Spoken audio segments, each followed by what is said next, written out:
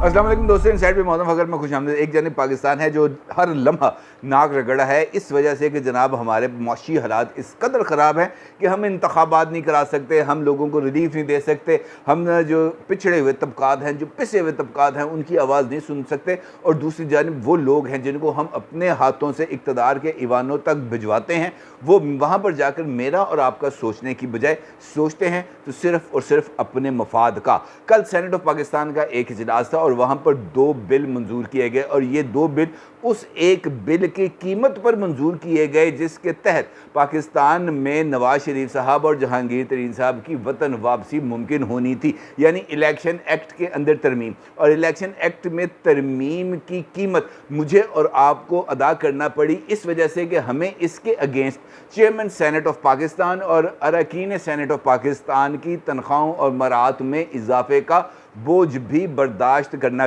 पड़ेगा। यानी वो कहते हैं ना, मिसाल है एक करेला और ऊपर से नीम चढ़ा, यानी दोनों कड़वे। ऐसा काम जिससे ना मुझे फ़ायदा ना आपको फ़ायदा, लेकिन फ़ायदा उनको है जिनके पास ऑलरेडी ना वसाइल की कोई कमी है और ना ही उनके पास दौलत और शोहरत की कोई कमी है, लेकिन ये हवस है, ये भूख है जो ख़त्म होने का नाम ही नहीं लेती। कल सेनेट ऑफ पाकिस्तान में 2 बिल मंजूर हुए जिससे मैंने अभी आपको बताया। उसमें से एक बिल जो इस वक्त सेनेट की अपनी वेबसाइट पर भी मौजूद है और उसका नाम है जनाब perks and privileges act for the chairman of senate. 9 सफ़हात पर मुश्तमिल ये बिल है जिसको प्राइवेट मेंबर्स डे पर जो है वो मूव भी किया गया और इसको मंजूर भी कर लिया गया। और यहाँ पर यह बात मैं आपको बताऊं कि इस बिल को मंजूर कराने में मुस्लिम लीग नून भी शामिल है, पाकिस्तान पीपल्स पार्टी भी शामिल है, जमात इस्लामी भी शामिल है, MQM भी शामिल है, हत्ता के पाकिस्तान तहरीक इंसाफ भी शामिल है। यानी ये बिल जो प्राइवेट मेंबर्स डे के ऊपर, ये सरकारी बिल नहीं है, ये अरकान जो सेनेट हैं उनमें से कोई भी बंदा इस बिल को मूव कर सकता था। लिहाजा इस बिल के मुहर्रिकीन में रज़ा रब्बानी साहब शामिल हैं, शहजाद वसीम साहब शामिल हैं, मुशाहिद हुसैन साहब शामिल हैं। ये तमाम वो लोग हैं जो एक कदावर शख्सियात हैं और हर एक जमात से इनका ताल्लुक़ है और इन्होंने इस बिल को जो है वो ना सिर्फ पेश किया बल्कि इस बिल को मंजूर किया। 9 सफ़हात पर यह बिल जो है मुश्तमिल है और इसके अंदर अनगिनत जो मराहत हैं वो दी गई हैं चेयरमैन सेनेट को, ना सिर्फ मौजूदा चेयरमैन सेनेट को बल्कि वो तमाम चेयरमैन सेनेट्स जो इससे पहले अपनी मुद्दत पूरी करके रिटायर हो चुके हैं, वो भी आज मंजूर किए जाने वाले बिल से फैज़याब होंगे और आने वाले जो भी चेयरमैन सेनेट बनेंगे उनको भी ये ताहयात मराहत मिलेंगी।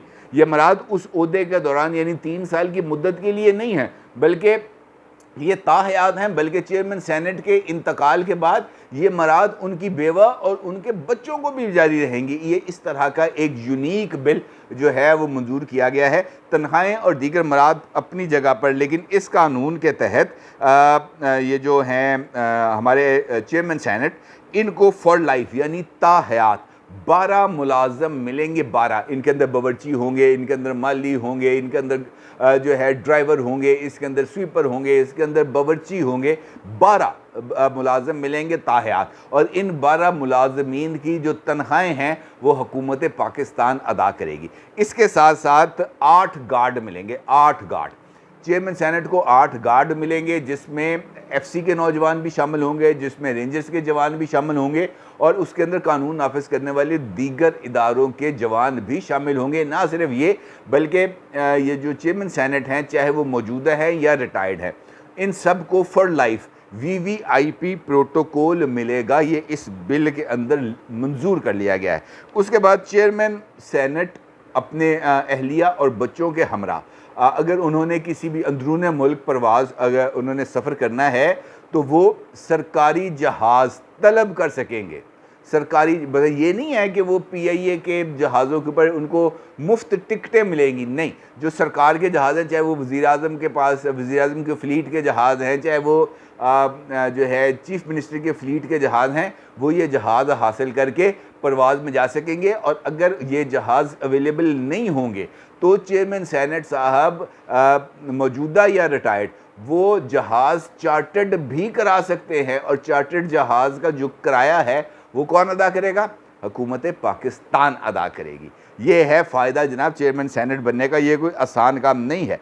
इसके साथ साथ रिहाइश गाह, अगर आप सरकारी रिहाइशगाह में रहना पसंद करेंगे तो ये आपकी मर्ज़ी है। सरकारी रिहाइशगाह में आपको किसी तरह का कोई दिक्कत नहीं होगी।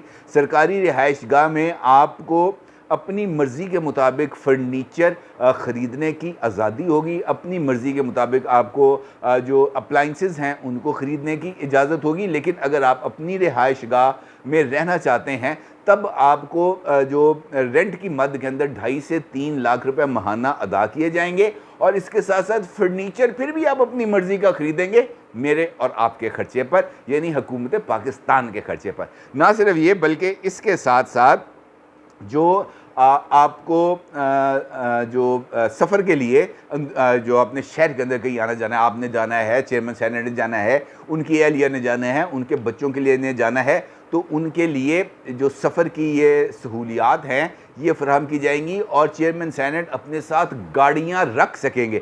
इस बिल की खूबसूरती ये है कि इस बिल में गाड़ियों की तादाद नहीं लिखी गई। मिसाल के तौर पर अगर एक चेयरमैन सेनेट है, मियाँ बीवी और 3 बच्चे, तो वो 5 गाड़ियाँ भी रख सकता है। लेकिन अगर चेयरमैन सेनेट है, कोई ऐसे भी हो सकते हैं मुस्तकबिल में आ जाएं या माजी में हों जिनके 14 बच्चे हों, जिनके 22 बच्चे हों, तो वो 22 गाड़ियाँ भी रख सकते हैं। यानी गाड़ियों की तादाद मेंशन ही नहीं की गई। हर बंदा अपनी फैमिली साइज़ के मुताबिक गाड़ियाँ भी रख सकता है और गाड़ियाँ रखने का मतलब यह है कि आपको उतने ड्राइवर्स भी मिलेंगे। गाड़ियाँ जो चूँकि सरकारी होंगी उसमें पेट्रोल भी सरकारी डलेगा, उनकी मेंटेनेंस भी सरकार के खर्चे पे होगी और जब गाड़ियाँ पुरानी हो जाएंगी तो वो सरकार के ख़जाने में वापस करके नई गाड़ियाँ ख़रीदी जा सकती हैं। इस तरह की कानून के अंदर गुंजाइश रखी गई है। इसके साथ साथ इस वक्त चेयरमैन सेनेट का जो सवाबदीदी फ़ंड है वो है 8 लाख रुपए।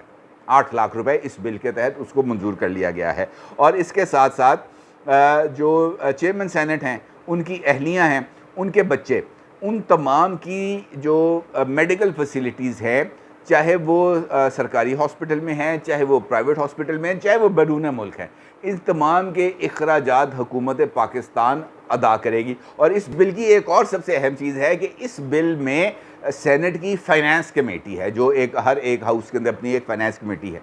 उस फ़ाइनेंस कमेटी को इख्तियारात दे दिए गए हैं कि जनाब ये जो हमने जो पर्क्स एंड प्रिविलेजेस जो मरात हमने चेयरमैन सेनेट के लिए तजवीज़ की हैं, अगर आप चाहें तो इसमें इजाफ़ा कर सकते हैं। मिसाल के तौर पर अगर सवाबदीदी फ़ंड 8 लाख रुपए है तो इसको बढ़ाकर आप 16 लाख रुपए भी कर सकते हैं और इसको बढ़ाकर आप 8 करोड़ रुपया भी कर सकते हैं।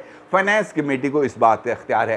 फ़ाइनेंस कमेटी को इस बात का भी इख्तियार है कि वो गार्ड्स की तादाद को 8 से बढ़ाकर 26 भी कर सकती है और मुलाजमीन की तादाद को 12 से घटाकर 2 भी कर सकती है। ये उसका इख्तियार है और घटाने वाला अमल तो यकीनी तौर पर नहीं होगा। इसका मतलब ये है कि पाकिस्तान वो मुल्क जहाँ पर एक डॉलर के लिए हुकूमत पाकिस्तान नाक रगड़ी है, मेरे और आपका अर्क निकाला जा रहा है, लेकिन हमारे जो अरबाब इख्तियार हैं उनको इस बात से कोई लेना देना नहीं है। वो अपनी ज़िंदगी जीने आए हैं। वो कहते हैं ना, हलवाई की दुकान पर नाना जी की फातिहा, वो करी जा रहे हैं। उन्हें इस बात की कोई परवाह नहीं। उन्हें इस बात की भी कोई परवाह नहीं कि आज मीरपुर ख़ास सिंध का एक छोटा सा कस्बा है, वहाँ पर एक रिक्शा ड्राइवर है, उसका नाम है साजिद। महंगाई से तंग आकर और पुलिस से रिश्वत बार बार तलब किए जाने पर वो इतना ज़िद हुआ कि उसने अपने आप को आग लगा ली, अपने आप को आग लगा ली। लेकिन जो हमारे अरबाब इख्तियार हैं उन तक इस आग की तपिश नहीं पहुँचेगी।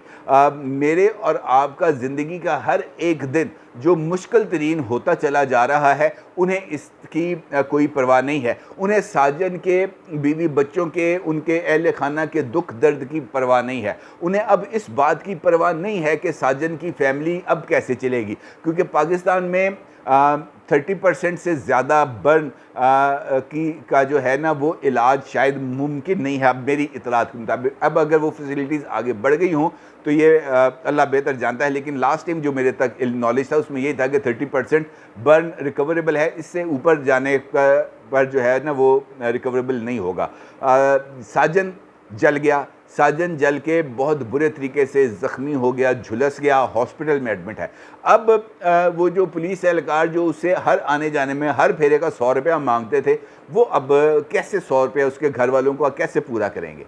कोई इसका जवाब नहीं है हमारे पास। हमारी सोसाइटी इस वक्त एक ऐसी फालिज ज़्यादा सोसाइटी हो चुकी है, ऐसी बेहिस सोसाइटी हो चुकी है, ऐसी सुन सोसाइटी हो चुकी है जिसे इस बात की कोई परवाह नहीं है कि कौन जीता है कौन मरता है। और ख़ास तौर पर हमारे इक़्तिदार के ईवानों में बैठने हुए लोगों को तो बिल्कुल ही इस बात की परवाह नहीं है कि इस मुल्क में कौन जिएगा कौन मरेगा।